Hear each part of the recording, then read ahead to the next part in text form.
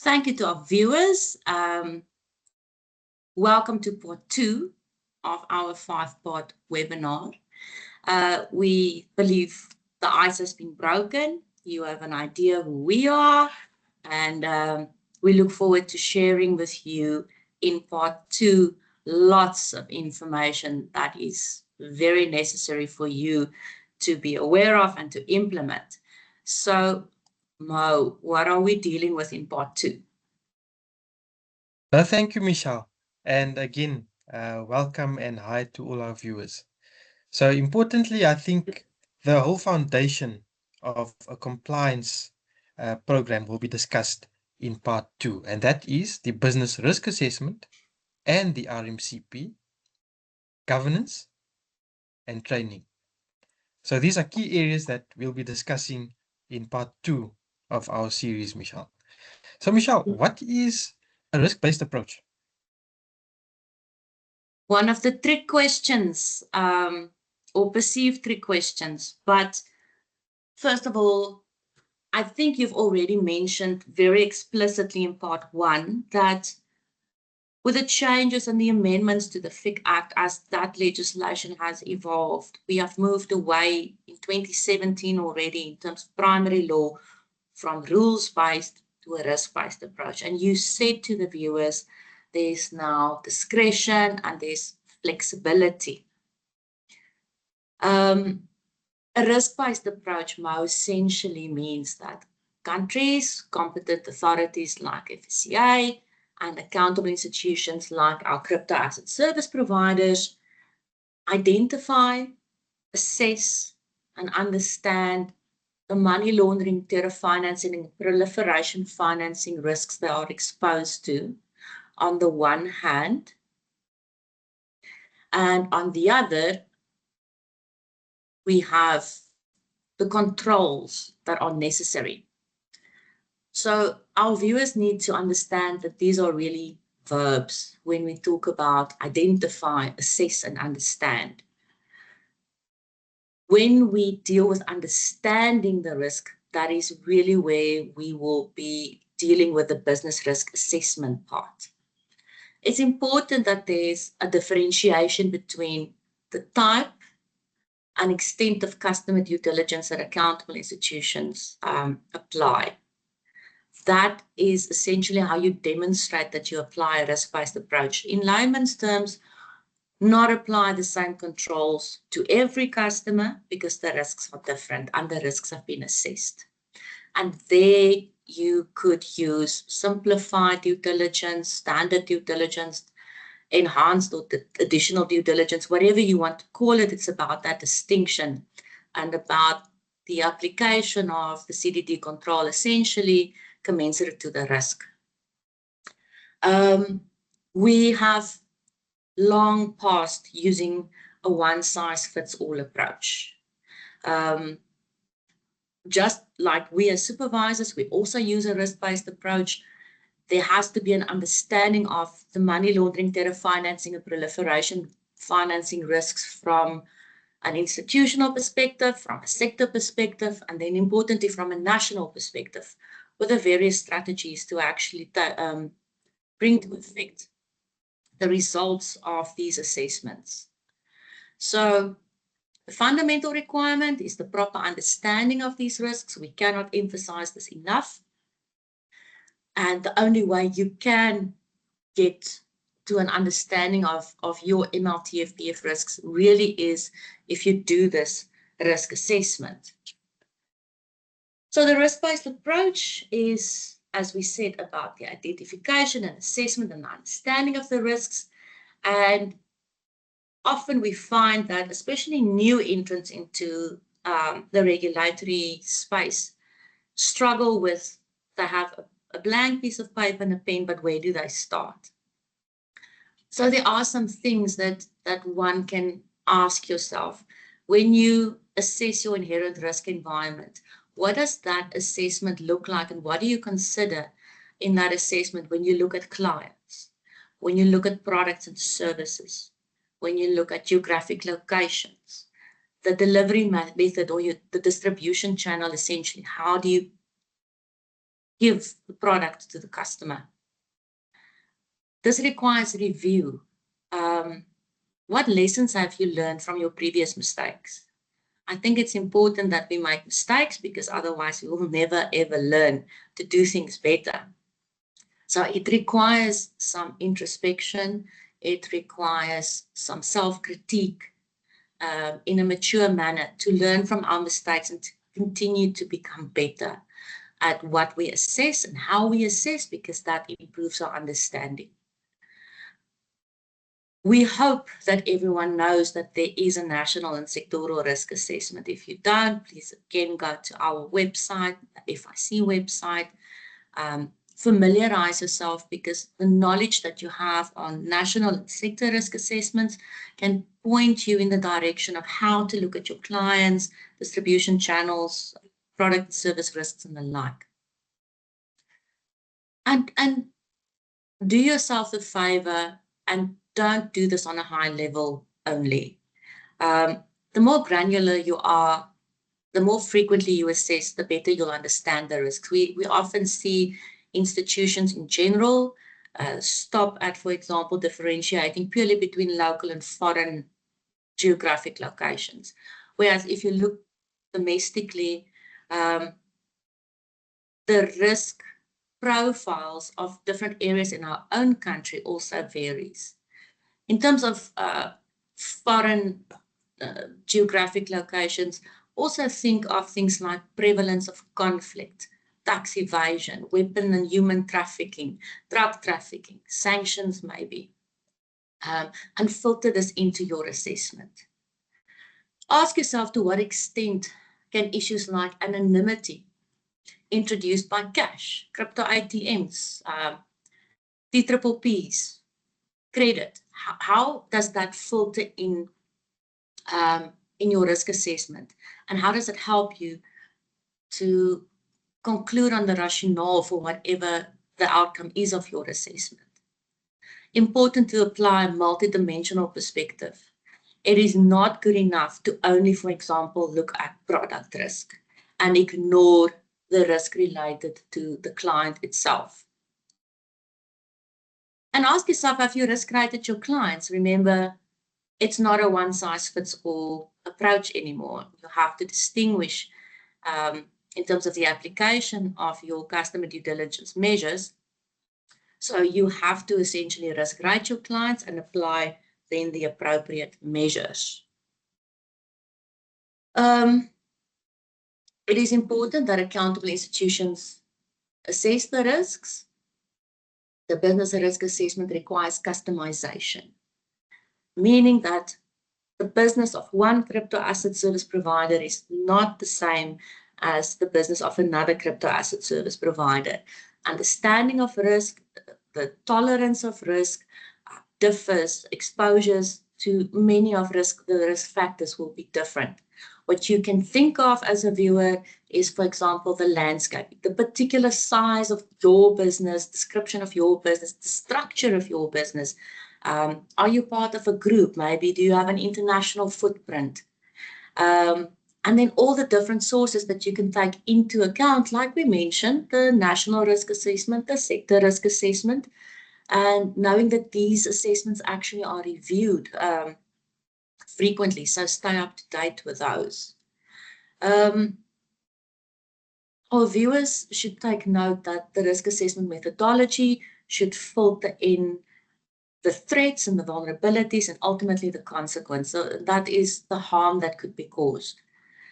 And with this risk assessment, you will conclude on a high, medium, or low risk level, for example. But we often see that there is no rationale for the conclusions reached. It's not good enough to say the risk is low because I've known the clients for a long time, or I'm very good at understanding crypto assets as a product.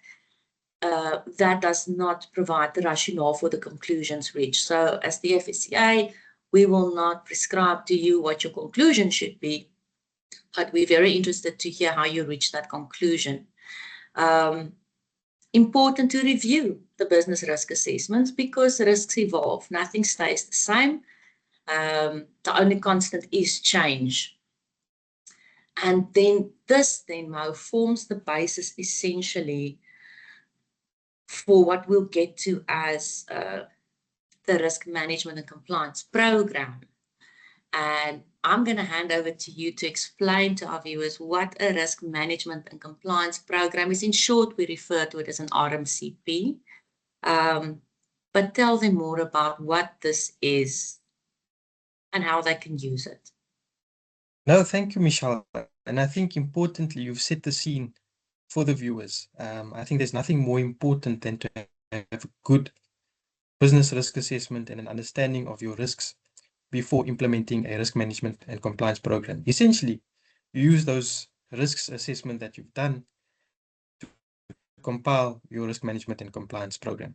But essentially, what a RMCP, as we refer to, is it's a tool in an accountable institution's toolbox to counter money laundering, terrorism financing, and proliferation financing. There's a few key things that need to be included in your RMCP to assist you as an accountable institution. Firstly, it must comply with all provisions set out in Section 42 of the FIC Act. And I'd implore all our viewers to at least go to the FIC website and have a look at the FIC Act, in particular Section 42, which will highlight all of the obligations that's required in terms of compiling your risk management and compliance program. But like Michele has alluded to earlier as well, as part of the risk assessment, this document is a practical document which must describe the unique risks that are particular to that accountable institution and what risks you are exposed to. Also indicate the control measures developed to manage and mitigate the risks that you have identified in your institution. It requires customization and review. It must be approved by the board or senior management. It should not be a copy and paste exercise of the requirements in the FIC Act. And I think this is very important. Understanding your risks as an institution or the business that you perform as a crypto asset service provider is key in compiling this document. So copy and paste exercise really isn't advocated for. Staff must be trained on both the FIC Act as well as the Accountable Institutions RMCP. It will enable accountable institutions to, on a practical basis, identify risks and apply proportionate measures to mitigate the risks identified. It is referred to as a how-to document. The board or senior management must be familiar with the contents of the RMCP and must approve the RMCP. This is highlighted in sections 42A and section 61B of the FIC Act. The RMCP is informed by the MLTF and PF business risk assessment, as we've indicated, and must be developed, documented, maintained, and implemented to enable the accountable institution to identify, assess, monitor, mitigate, and manage the risk that the provision by the accountable institution of new and existing products and services may involve or facilitate money laundering activities, the financing of terrorism and related activities, or proliferation financing activities. In particular, the accountable institution must provide for the manner in which and the processes by which it, firstly, determines if a person is a prospective or an existing client. And yes, there is a distinction between the two. Ensure that the client is not anonymous or has a false or fictitious name. Establishes and verifies the identity of persons whom it must identify. Determine whether future transactions that will be performed are consistent with the knowledge about the prospective client. Conducts additional due diligence measures in respect of legal persons, trusts, and partnerships. Conducts ongoing due diligence and account monitoring. Examines complex and unusually large transactions or transactions with no apparent business or lawful purpose. Confirms information related to a client when there are doubts about the veracity of previously obtained information and when reporting STRs. Additionally, perform CDD when it suspects a transaction or activity is suspicious. terminates an existing business relationship, determines whether a prospective client is a FPEP or a DPEP, that is foreign politically exposed person or domestic politically exposed person, conducts enhanced due diligence, and when simplified due diligence may be permitted. Records are kept, including the place where records are kept, including the place where records are kept, determines when an activity or transaction is reportable, determines how to file a report with the FIC, determines the application and implementation of the RMCP by branches and subsidiaries in foreign jurisdictions, determines the implementation of the RMCP in local branches and subsidiaries, implements the RMCP, provides for any other prescribed matter, and lastly, indicate if any requirement under Section 42 sub 2 is not applicable to the accountable institution with reasons. So if one alludes to Section 42 of the FIC Act, you'll find all of these provisions which are required to be complied with in terms of the RMCP by the accountable institution. So, Michele, taking into account what we've discussed in terms of the RMCP, can you highlight some of the prevalent inspection observations in relation to RMCP requirements? Yes, man. I think that is quite important for the viewers who have been following our publications on our website, the media releases, and even how it's carried in terms of other national media houses, where we publish sanctions, administrative sanctions that we've issued. I think it is very clear and glaring how technical deficiencies in RMCPs continue to pop up. So I think the roadmap is, as you've explained in Section 42, that is what needs to be complied with. The how-to part, the manner in which and processes by which, that is the RMCP that we are looking to see being developed, documented, reviewed, and implemented, most importantly.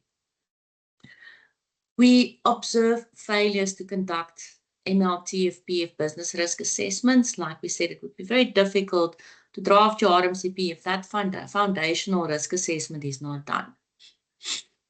I've hammered on this quite a bit, that there's often a lack of rationale for the conclusion reached in the business risk assessment.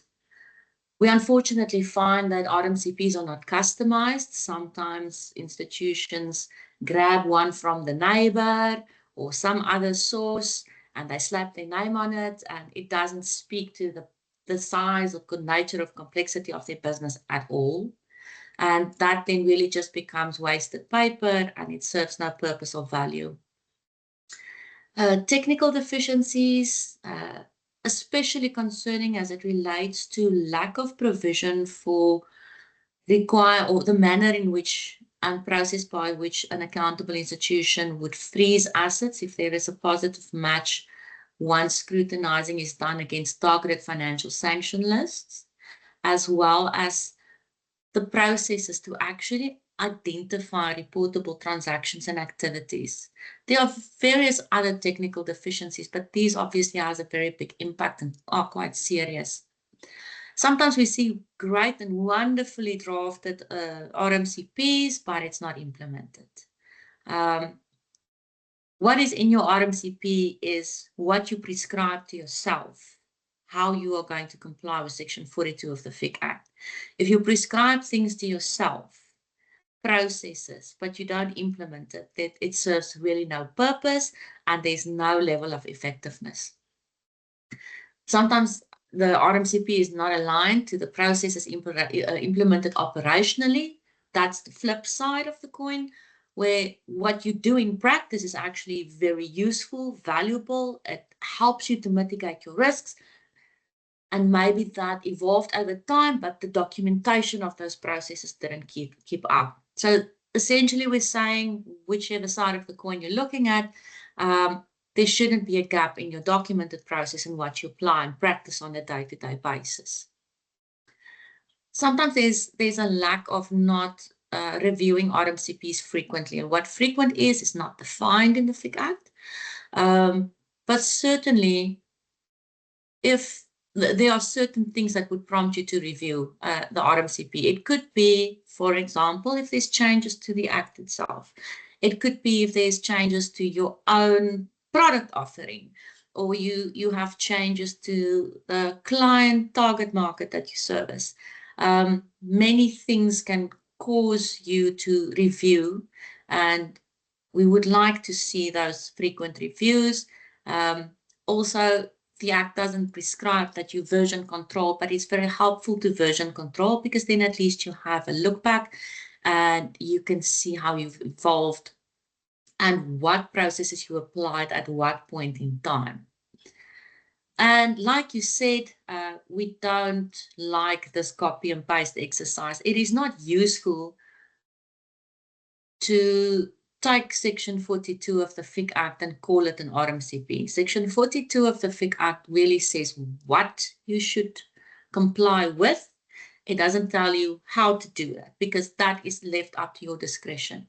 So if you mention in the RMCP that you have certain obligations, you acknowledge you have certain obligations, that is great. How are you going to make sure that you achieve compliance in terms of those obligations? If that is lacking, then the RMCP, unfortunately, is not going to pass the bar. That being said, in terms of the prevalent inspection observations, Mo, this requires a business risk assessment, the process to develop a risk management compliance program, make sure it's implemented. There is a need for some governance, people who are responsible for this to happen on an ongoing basis. And governance is really, it's elevated in the FIC Act and in guidance notes. Can you share with our viewers what the obligations are in terms of governance? Thank you, Michele. And I think definitely compliance starts from the top, right? So definitely having accountability from board level is key. So in terms of governance, a board of directors of an accountable institution or the senior management of an accountable institution without a board of directors must ensure compliance by the accountable institution and its employees with the provisions of the FIC Act and its RMCP. An accountable institution, which is a legal person, must have a compliance function as well to assist the board or senior management in discharging their obligations in terms of the FIC Act and the RMCP, and assign a person with sufficient competence and seniority to ensure the effectiveness of the compliance function. So merely delegating is not advised. The board or senior management must approve the RMCP, highly important, obligation to approve the RMCP and accountability of the board of directors or senior management or person with the highest level of authority cannot be delegated to other persons, groups of persons, employees, committees or structures within that accountable institution.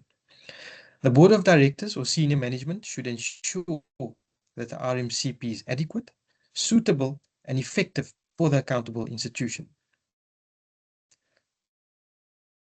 The RMCP must be described comprehensively in the documentation tabled for approval by the board of directors or senior management. The RMCP documentation should not merely reference other documents, but must include an adequate and substantial description of the elements of the RMCP. The accountable institution must be able to demonstrate that there is sufficient information in the RMCP documentation to enable the board or senior management to apply their minds to determine whether the RMCP is adequate for the accountable institution. The RMCP documentation must include substantial information that would enable the board or senior management to gain full appreciation for the ML, TF, PF risks the accountable institution faces and the controls that are in place to mitigate and manage the risk. Also, whether the RMCP enables compliance by the accountable institution with its obligations as set out in the FIC Act. Where the RMCP documentation does not sufficiently describe the RMCP, it cannot be demonstrated that the board or senior management have applied their minds to determine whether the RMCP complies with Section 42 of the FIC Act, which may be indicative of non-compliance with Section 42 sub 2B and Section 42A of the FIC Act. An inadequate RMCP and RMCP document provided to the FIC or the supervisory body may constitute non-compliance with the FIC Act and may lead to administrative sanctions being imposed. The Board of Directors or senior management may be sanctioned in terms of Section 61 of the FIC Act. Here we refer you to Guidance Note 7A and PCC 53, which is available on the FIC website. So Michele, just to conclude on governance, are there any prevalent inspection observations that point to non-compliance in this regard? Yes, like we've mentioned, Mo, you can have a wonderful RMCP, but if it's not implemented, if you don't have a strong compliance function that can support the board or senior management, you're going to head for disaster in terms of not realizing when your business is abused, essentially for money laundering and terror financing. You won't know what to report. You won't be cognizant to failures, reporting failures and the like. So what we observe is RMCPs are sometimes not approved by the board or senior management. This means sometimes they are not approved at all. Sometimes they're approved by some form of delegated committee or something. And that's not acceptable. As much also want to just highlight, as much as the FIC Act doesn't say what approval should look like, I think one should apply a common sense approach, whether it is a signature on the document itself with a date, whether there's a board resolution, where there's minutes of a board meeting. It can be various things. Institutions can take their pick of what works best for them, but they must be able to demonstrate by hook or by crook that it was approved. Then there's failure to establish effective compliance frameworks. This can manifest where a person is appointed lacking competence and seniority, for example. You know, by no means is there any position in any business that is inferior to another. Every role in a business has its place and significance. But the role of the compliance officer that's appointed, that requires really a set of competency and seniority for helping the board to execute its obligations in terms of making sure there's compliance with the FIC Act and implementation of the RMCP. So if you take the wrong person that doesn't have that specific set of skills and competence or seniority, as much as they may be brilliant in other pieces of the work, that is not gonna work.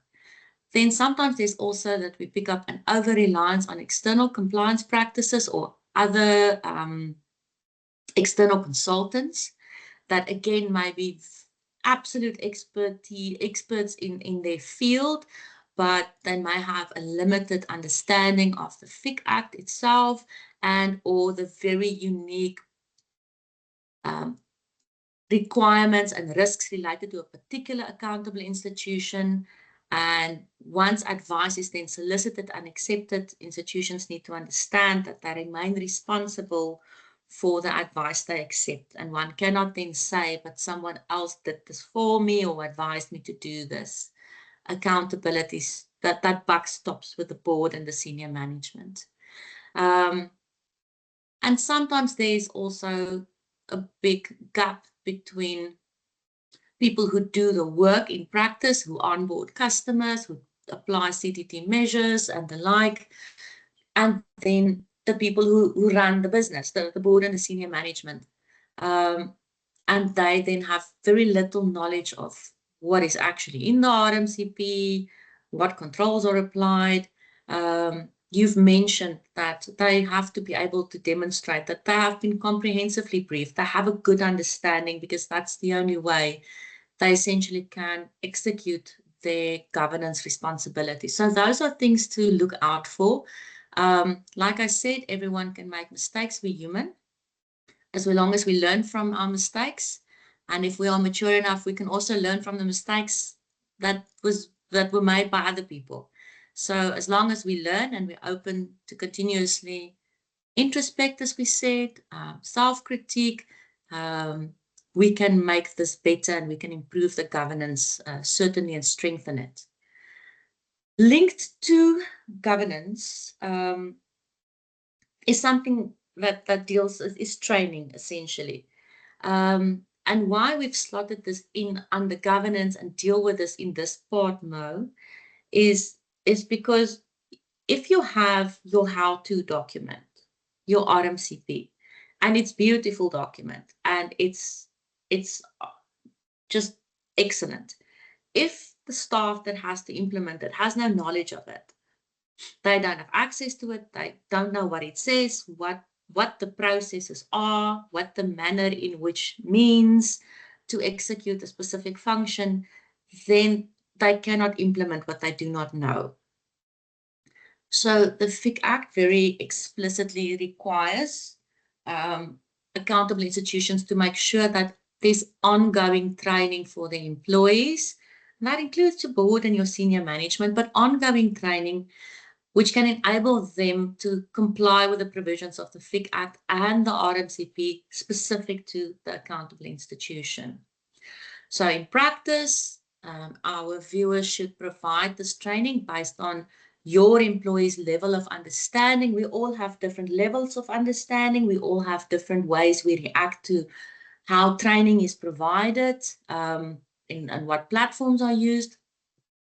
Target it and focus it to your employees' level of understanding and to help them to really apply the RMCP on a day-to-day basis in their daily job. It's not prescribed in the FIC Act, but it again speaks to how you demonstrate that training has been provided. And how you check whether the training that you provided to your employees actually had any impact and meaning. You are welcome to include some form of assessment to see before the training, Mo knew nothing about the FIC Act. Now that he has done the training, he has a good understanding of CDD measures and record-keeping obligations, for example.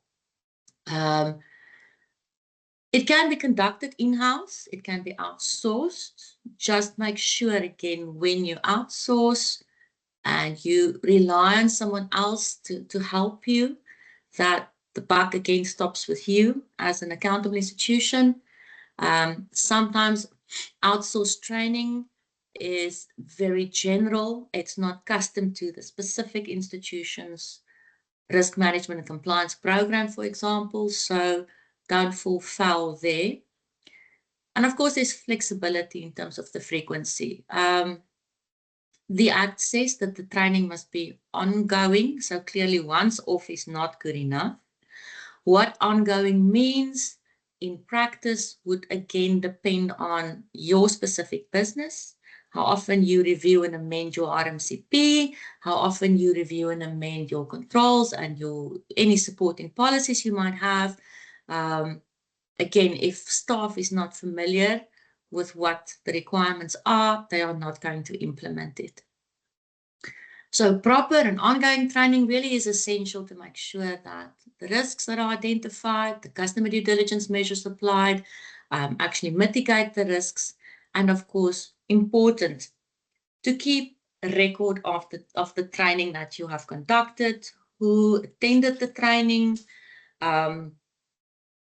and what the topics were that were covered. And of course, if there are some assessments that you've done, then keep record of that as well. There's no harm in that.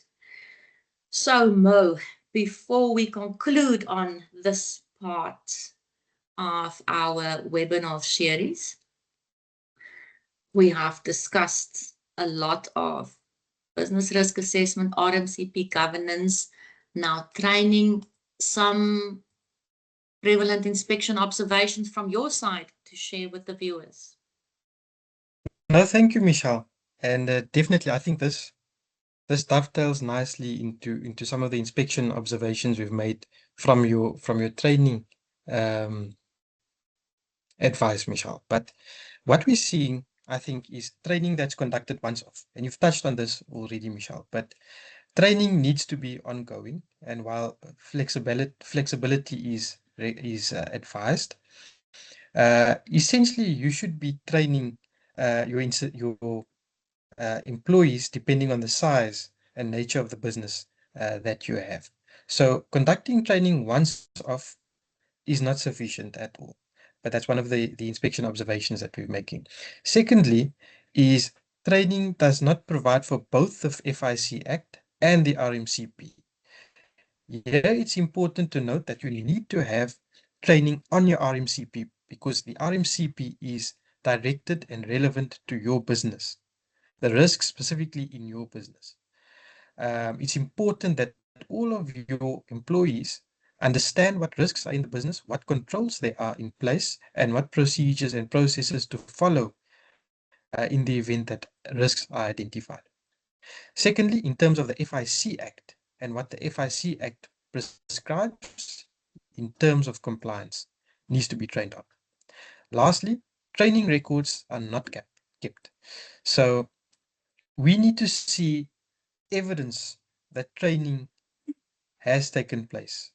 This would include evidence of, say, presentations that were given, evidence of registers of attendance, evidence of the content of the presentations that were provided, and an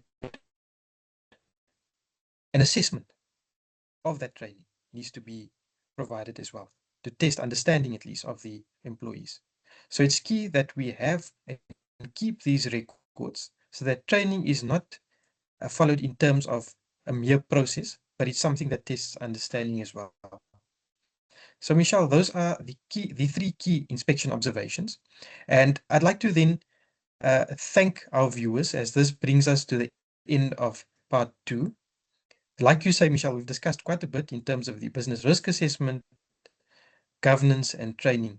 Our next slot, or part 3 of the webinar series, we will be discussing or looking at customer due diligence and record keeping. But I think for now, it's bye, and thank you very much for attending and viewing part 2 of our webinar series. Thank you.